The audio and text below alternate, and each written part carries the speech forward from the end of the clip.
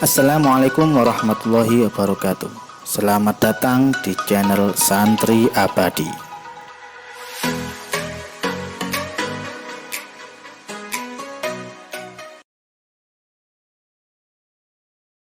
Assalamualaikum warahmatullahi wabarakatuh.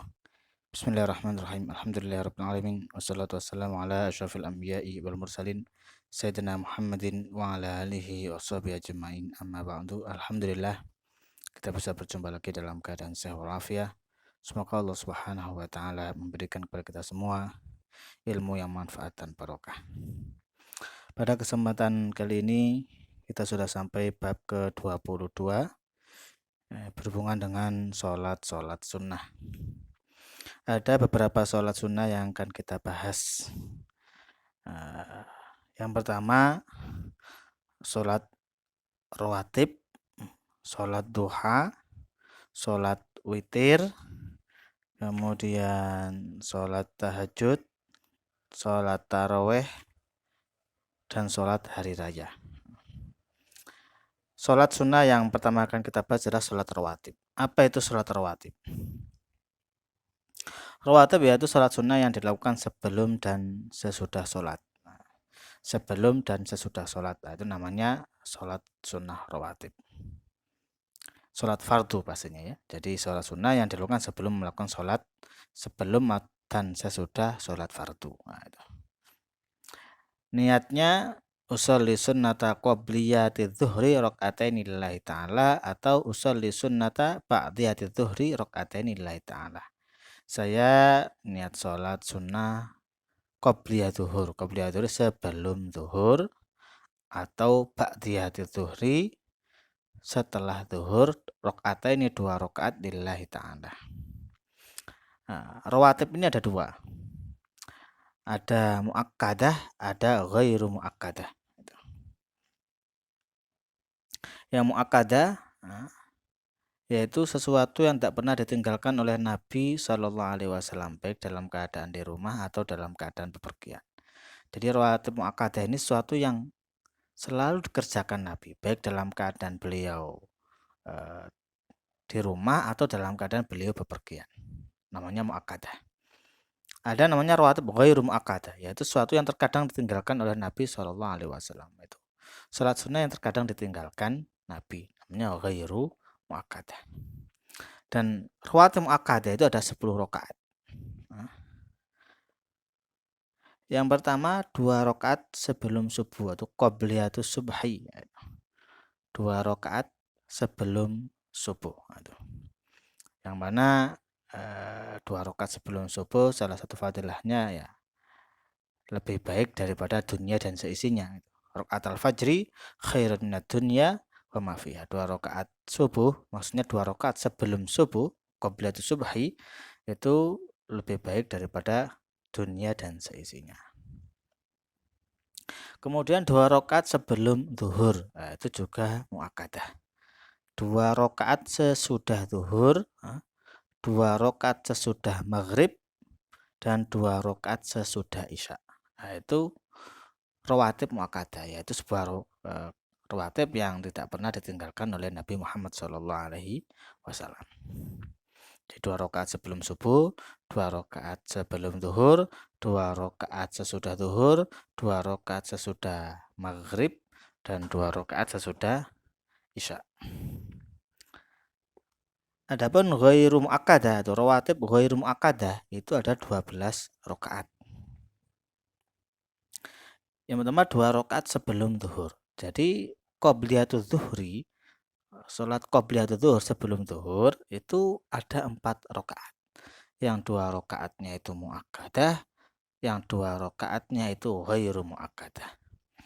Adapun cara pelaksanaannya boleh 4 rakaat ini dengan 2 salam, 2 rakaat 1 salam, kemudian 2 rakaat 1 salam, atau dengan 4 rakaat 1 salam. Jadi 4 rakaat langsung. Boleh seperti itu. Jadi qobliyatul zuhri itu ada 4 rakaat, yang 2 rakaatnya itu muakkadah dan 2 rakaatnya nanti lagi ghairu muakkadah. Kemudian 2 rakaat sesudah zuhur. Begitu juga ba'diyatul zuhri. Sudah zuhur juga ada 4 rakaat. 2 rakaatnya itu muakkadah 2 rakaat lagi ghairu muakkadah. Kemudian 4 rakaat sebelum asar. Nah, itu. Jadi qobliyatul asri itu 4 rakaat. Kerjakan 2 rakaat tidak masalah, 4 rakaat tidak masalah. Adapun pelaksanaannya sama ya, boleh 4 rakaat 2 salam atau 4 rakaat 1 salam. Kemudian 2 rakaat sebelum maghrib. Nah, jadi sebelum maghrib juga ada namanya qobliyatul maghrib. Nah, itu. Kemudian 2 rakaat sebelum isya. Nah, itu sholat rawatib ghairu muakkadah.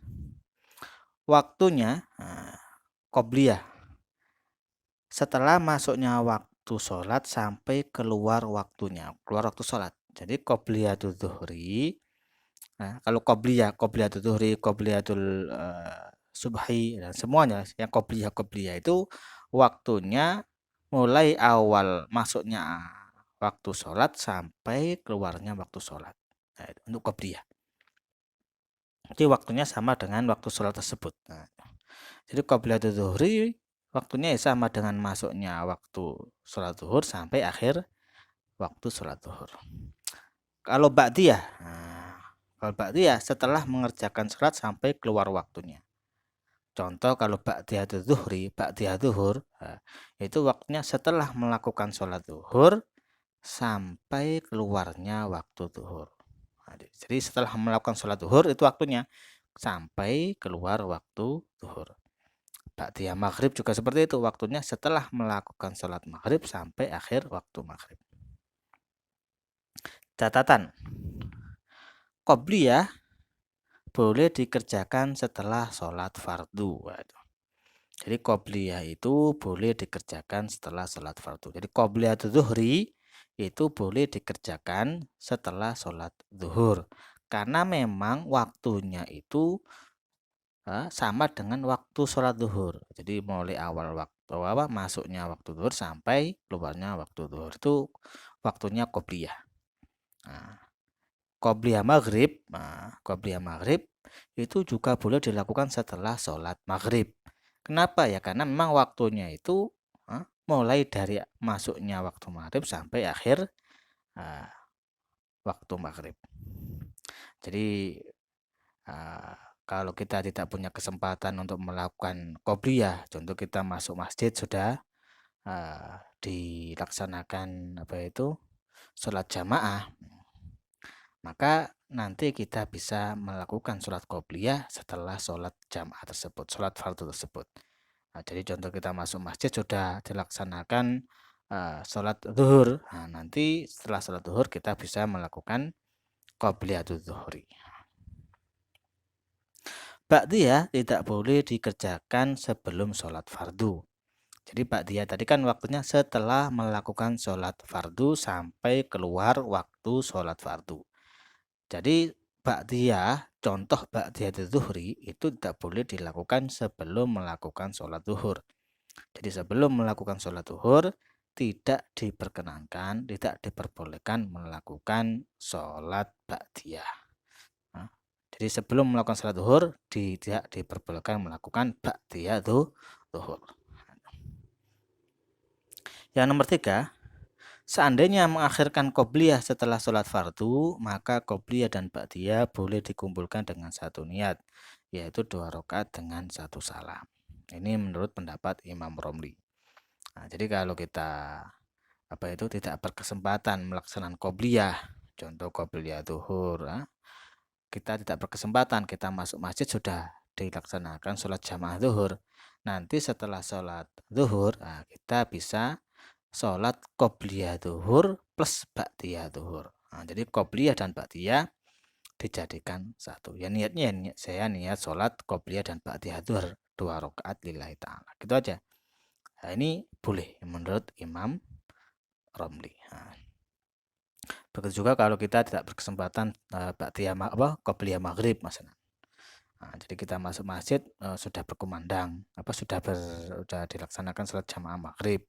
Nanti kita setelah sholat maghrib kita bisa melaksanakan sholat sunnah qobliyah maghrib sendirian atau bersambung dengan ba'diyah maghrib. Jadi qobliyah dan ba'diyah dijadikan satu. Ya niatnya saya niat sholat sunnah qobliyah dan ba'diyah maghrib 2 rakaat lillahi ta'ala.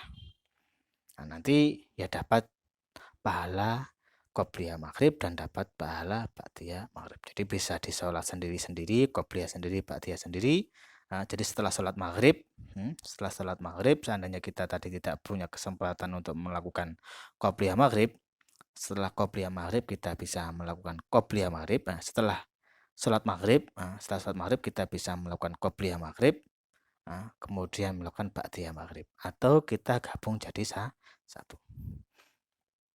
Kemudian dari sholat-sholat sunnah selanjutnya yaitu sholat duha. Kapan waktunya? Waktunya itu dari naiknya matahari kira-kira setombak sampai masuknya waktu zuhur. Ya, kira-kira 15 menit dari terbitnya matahari. Sampai kapan? Sampai waktu zuhur. Jadi waktunya duha itu. Niatnya gimana? Usolli sunnatad duha rakaataini makmuman atau imaman lillah ta'ala. Boleh sendirian, boleh berjamaah ya, untuk sholat duha ini. Jadi seandainya sendirian ya usolli sunnat duha rakaataini lillahi ta'ala, seandainya berjamaah usolli sunnat duha rakaataini makmuman atau imaman. Jadi waktunya 15 menit dari terbitnya matahari ya. Jam 6, jam 7 itu sudah masuk. Artinya saya niat sunnah sholat duha jadi makmum jadi imam 2 rakaat lillahi ta'ala. Bilangan rakaatnya paling sedikitnya itu 2. Sholat duha itu paling sedikitnya 2 rakaat, paling banyaknya 12 rakaat. Jadi ya dilaksanakan 22 gitu. Tapi paling afdalnya itu 8. Paling banyak 12, tapi paling afdal pelaksananya, paling bagus pelaksanaannya itu adalah 8. Kalau 8 berarti dengan 4 kali salam. Surat yang dianjurkan. Nah, itu sebenarnya sholat itu surat apa saja itu terserah. Surat apa aja itu? Sholat duha, surat apa aja. Nah, itu surat apa saja yang dibaca terserah. Tapi ada beberapa surat yang memang dianjurkan untuk sholat tertentu. Contoh sholat duha, itu surat yang dianjurkan. Rakaat pertama itu surat asy-syams. Kalau nggak bisa asy-syams, al-kafirun. Jadi kalau nggak bisa asy-syams ya al-kafirun. Untuk rakaat kedua, ad-duha. Kalau nggak bisa ad-duha, ya al-ikhlas. Nah, itu. Jadi kalau kita memang nggak bisa semuanya ya dengan surat apa yang kita hafalkan saja. Seandainya tidak memakai surat pun tidak masalah. Jadi yang dibaca cuma Al-Fatihah saja. Kemudian rukuk. Tidak masalah itu. Jadi membaca surat apa saja terserah. Tapi ada memang beberapa surat yang memang ditentukan untuk sholat-sholat tertentu. Salah satunya ya ini tadi. Untuk sholat duha dengan surat-surat yang dianjurkan. Rakaat pertama asy-syams, al-kafirun. Kedua ad-duha, kalau nggak bisa al-ikhlas.